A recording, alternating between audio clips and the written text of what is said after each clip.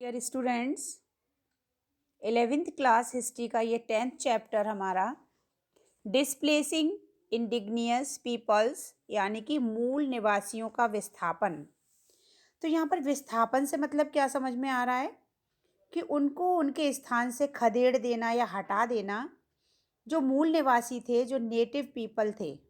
तो आज के चैप्टर में हम बात करने वाले हैं अमेरिका और ऑस्ट्रेलिया के नेटिव्स पीपल के बारे में कि यहाँ के लोगों को किस तरह से जो यूरोपियन लोग थे जिन्होंने अपनी कॉलोनीज़ बसाई, हिंदी में हम कहें तो अपने उपनिवेश बसाए, यहाँ पर जो भी वैल्यूएबल मेटल्स थे या दूसरी चीज़ें थीं उनको हासिल करने के लिए इन्होंने नेटिव पीपल्स को क्या किया, यहाँ से खदेड़ दिया और यहाँ से निकाल दिया। इस चैप्टर में हम बात करने वाले हैं कि 20th सेंचुरी में किस तरह से अमेरिका और ऑस्ट्रेलिया का जो इतिहास है उसमें किस तरह से जो यूरोप के लोग हैं उन्होंने यहाँ पर पूरी तरह से जो नॉर्थ अमेरिका और ऑस्ट्रेलिया है यहाँ पर इसकी खोज की है। किस लिए? क्योंकि अपने आप वो इंडस्ट्री को जो है डेवलप कर चुके थे। अब वो अपने इंग्लैंड से बाहर निकले और दूसरे जो देश थे उन पर अपना अधिकार बनाने की इन्होंने कोशिश की। तो आज के चैप्टर में हम यही सब पढ़ने वाले हैं कि किस तरह से वहाँ के जो नेटिव पीपल थे उनको यूरोपियन लोगों ने अपने यहाँ से निकाला। इसमें हम देखने वाले हैं, सबसे पहले हम बात करेंगे जो नई दुनिया है उसके जो देश थे, तो यूरोप वासियों ने उनको कौन कौन से नाम दिए हैं। ये देखिए आपके एग्ज़ाम का क्वेश्चन है और आपसे पूछा जा सकता है। तो सबसे पहले हम बात करते हैं अमेरिका, जिसे आप अमेरिका कहते हैं और वर्ल्ड की फर्स्ट सुपर पावर है ये कंट्री। तो पहली बार जो अमेरिगो वेस्पुर्गी थे उन्होंने जो है अपना जो ट्रैवलिंग की थी उसके बारे में जो जानकारी दी है अमेरिगो वेस्पुकी ने, उनके नाम पर ही इस देश का नाम अमेरिका पड़ा।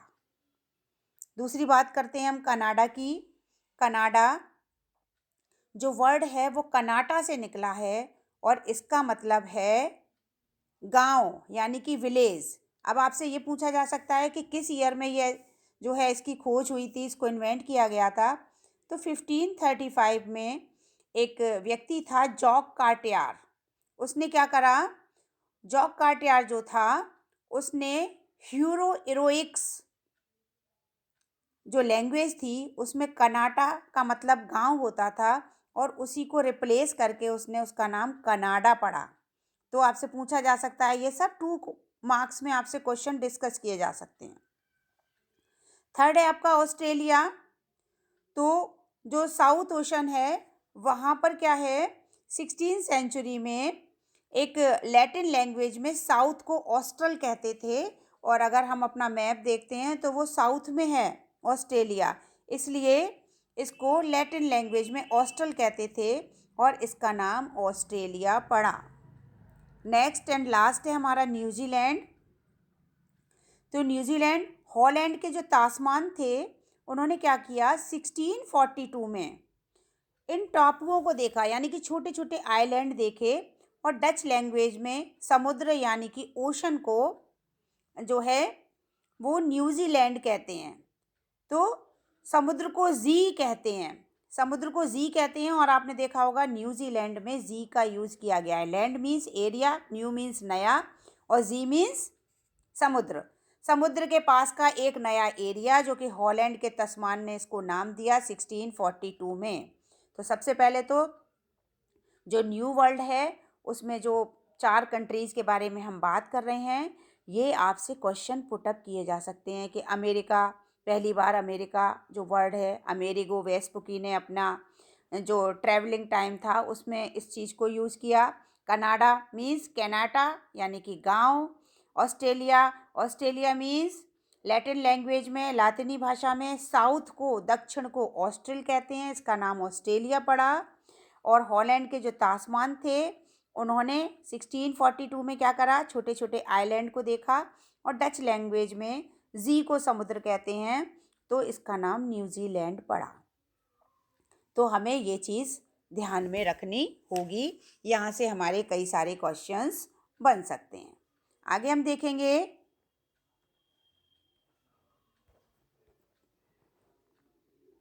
अब हम बात करने वाले हैं नॉर्थ अमेरिका की। अब देखिए, जब हम नॉर्थ अमेरिका की बात करते हैं तो यहाँ के जो नेटिव्स थे वो सबसे पहले 30,000 ईयर्स पहले बेरिंग स्टेट्स के आसपास जो रास्ता था वहाँ से एशिया में आए थे, और उसके बाद 10,000 ईयर्स पहले वो जो है साउथ की तरफ बढ़े थे। तो ये एक पुराना एशियंट हिस्ट्री की हम बात कर रहे हैं, वहाँ से कब से इसकी शुरुआत हुई है, तो इससे रिलेटेड आपसे क्वेश्चन किया जा सकता है। सबसे पहले ये लोग क्या करते थे, जो विलेजेस होते थे उसमें कबीले बनाकर रहते थे, और ये जो है मीट खाते थे, ये मछली खाते थे, ये सब्जियां उगाते थे, और इसके अलावा ये मक्का भी उगाते थे।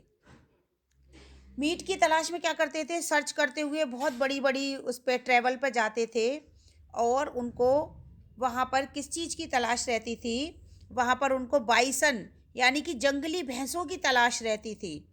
जो घास के मैदान में वो घूमते थे, और 17वीं सेंचुरी में उनके लिए क्या हुआ, ये और आसान हो गया, क्योंकि इन्होंने क्या करा, जो सेटलर्स थे जो इंडिया में आए थे, अब आपको लग रहा होगा कि सेटलर्स कौन थे, यानी कि आबादकार, अगर हम हिंदी में बात करते हैं तो सेटलर्स कौन थे, ये यूरोपियन लोग थे, ये इंग्लैंड के रहने वाले अंग्रेज थे, जो आपकी नॉर्थ अमेरिका और ऑस्ट्रेलिया में पहुंचे थे।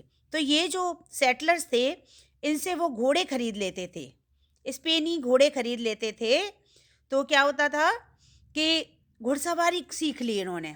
अब जो जंगल में घूमना था वो कैसा हो गया, आसान हो गया। अभी तक क्या था, जंगल में पैदल चलते थे, लेकिन अब जंगल में चलना उनके लिए आसान हो गया। तो इन्होंने क्या किया, बहुत ज़्यादा खेती करने की कोशिश नहीं की, क्योंकि इनका मानना था कि ये बहुत आराम से अपना टाइम पास करते थे, ज़मीन का कोई मुद्दा नहीं था, कबीलों के बीच में झगड़ा नहीं होता था, और किसी भी तरह का इन्होंने ऐसा महसूस नहीं किया कि आपस में झगड़ा करें या दूसरे की ज़मीन छीन लें। इसके लिए भी ये कुछ नहीं करते थे, बल्कि इनका एक कबीले का दूसरे कबीले में बहुत बड़ा संबंध रहता था। यहाँ पर एक एक आप पिक्चर देख सकते हो कि जो रंगीन सीपियों को आपस में मिलाकर सिलकर इन्होंने एक बैम्बू बेल्ट बनाई है। तो जब भी कोई पैक्ट होता था, समझौता होता था, तो कबीले के लोग इसको एक दूसरे को देते थे, आदान प्रदान करते थे, यानी कि वो एक दूसरे को गिफ्ट देते थे, अपना फ्रेंडशिप रखते थे, और बाजार से खरीदने की बजाय क्या करते थे, आपस में ही जो है बार्टर सिस्टम के थ्रू एक दूसरे से चीज़ लेकर अपना काम चलाते थे। यहाँ के जो लोग थे वहाँ पर बहुत सारी लैंग्वेज बोलते तो थे, लेकिन लिखते नहीं थे। उनका मानना था कि वो अच्छे कपड़े बना सकते हैं, वो एक अच्छे कारीगर हो सकते हैं, वो जो है जो क्लाइमेट होता था उसके बारे में समझ सकते हैं, और पढ़े लिखे लोगों की तरह वो समझ सकते हैं, लेकिन वो लिखते नहीं थे। ओरली आप ये कह सकते हैं, उनका जो इतिहास था वो ओरल था, लेकिन जब यूरोपियन वहाँ पहुँचे हैं तो उनका इतिहास कैसा हो गया, लिपिबद्ध, लिखा हुआ हो गया। यहाँ पर देखिए, मूल निवासियों के नाम ऐसी चीज़ों को दिए गए जिनका कबीले से कोई संबंध नहीं था। ये कुछ नाम है, यहाँ से वन वर्ड क्वेश्चन बन सकता है, जैसे डकोटा हवाई जहाज के लिए यूज हुआ है, चिरोकी जीप के लिए, पोटिया कार, और मोहाक बाल कटाई। ये जो ट्राइबल ग्रुप्स में डिवाइड रहते थे, तो इनकी अपनी अलग लैंग्वेज होती थी। और यहाँ पर अभी आप एक पिक्चर देख रहे हैं, देखिए, एक ट्राइबल वुमेन है, एक आदिवासी महिला है, और ये जो पिक्चर है वो विस्कासिन के विनेबागो ने कबीले की एक महिला का जो है फिल्म जो है पिक्चर बनाई है 1860 में। तो ये आपसे 1 नंबर में या 2 नंबर में इसका क्वेश्चन आ सकता है आपसे, कि ये पिक्चर है वो किसकी है। एक तो ये आ सकता है, और एक ये जो बेल्ट है ना, वेम्पुट बेल्ट, इसको, इस पिक्चर को भी आ सकता है कि आप आइडेंटिफाई करिए पिक्चर कि पिक्चर क्या है। तो फर्स्ट वीडियो में हमने क्या क्या देखा, इसको थोड़ा सा समझ लेंगे। फर्स्ट वीडियो में हमने पढ़ा नेटिव्स कौन थे, वहाँ के मूल बाशिंदे। सेटलर कौन थे, जो यूरोपियन कंट्रीज से अंग्रेज आए थे वो सेटलर्स थे। कहाँ पर आए थे, उत्तरी अमेरिका में आए थे, नॉर्थ अमेरिका में। और नॉर्थ अमेरिका के जो लोग थे वो बहुत मज़े से अपनी ज़मीन पर रहते थे, गाँव में रहते थे और फ़िश खाते थे, मीट खाते थे और सब्जियां भी उगाते थे, मक्का भी उगाते थे और वो मीट की तलाश में दूर दूर जाते थे। बाद में उन्होंने घोड़े पर जाना शुरू कर दिया, तो वो जो स्पेन के जो लोग थे जो वहाँ पर आए थे उनसे उन्होंने खरीदे थे। तो इस तरह से भोजन की तलाश के लिए बस वो केवल मीट की तलाश में जाते थे। लेकिन यहाँ तक आते आते इनको किसी चीज़ की कोई परेशानी नहीं थी। ये कबीले अपने मस्त रहते थे और दोस्ती निभाते थे और इनके जो रिलेशनशिप थे वो बहुत अच्छे थे। ये एक दूसरे को गिफ्ट भी देते थे और ज़मीन की इनको कभी लड़ाई की ज़रूरत नहीं पड़ी। ऐसे में जो यूरोपियन कंट्रीज़ के लोग थे उन्होंने सोचा कि अब हमारे यहाँ तो इंडस्ट्रियल रिवॉल्यूशन हो गई, अब हमें क्या करना चाहिए, इंडस्ट्री भी सेटअप हो गई, सब काम कर लिया। अब वर्ल्ड के दूसरे देशों में, ऐसे देशों में जाएं जहाँ के लोग अनपढ़ हैं, गंवार हैं, तो उनको हम क्या करेंगे, सिविलाइज्ड भी करेंगे, उनकी ज़मीन भी हथिया लेंगे और वहाँ पर अपनी कॉलोनी भी बनाएंगे। तो फर्स्ट वीडियो में इतना ही और अब बात करेंगे हम सेकंड वीडियो में।